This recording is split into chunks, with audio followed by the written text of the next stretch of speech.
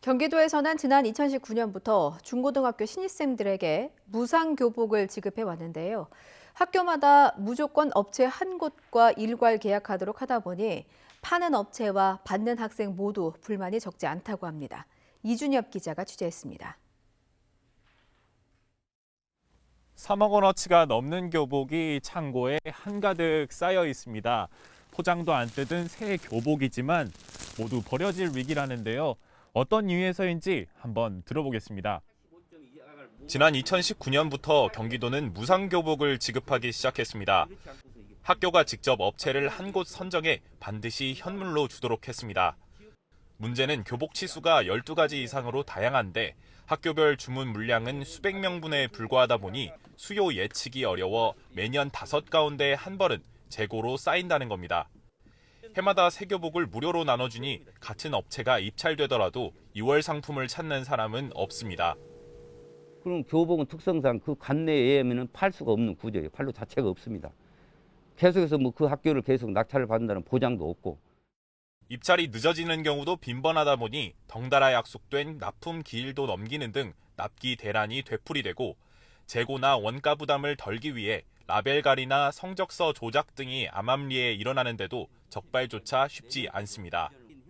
시험정 성적서나 큐마크 이런 거는 공중에서 온번 대접필 해가지고 찍어서 그냥 서류 제출하면은 그게 다예요.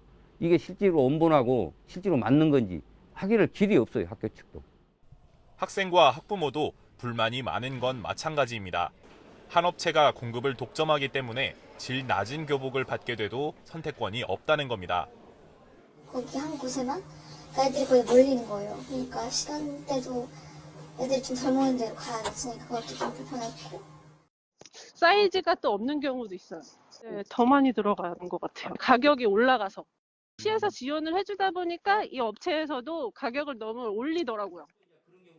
아예 떴다방식으로 허술한 교복을 팔아넘긴 뒤 다른 지역으로 옮겨 AS가 부실한 경우도 적지 않습니다. 품질은 그닥 좋지는 않아요, 사실. 번거로우기 때문에 AS를 안 하고 그냥 다시 가서 새로 구입을 해요.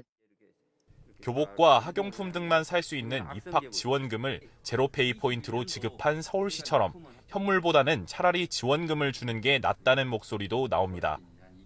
바우처 제도를 실시하면 학교 주관 구매에 따른 이런 모든 부작용을 없어질 뿐만 아니라 학교의 기타 잡무 부담이 없어지기 때문에 집안 형편이 달라도 누구나 같은 교복을 입을 수 있도록 하자는 취지로 시작된 무상교복과 주간 구매제.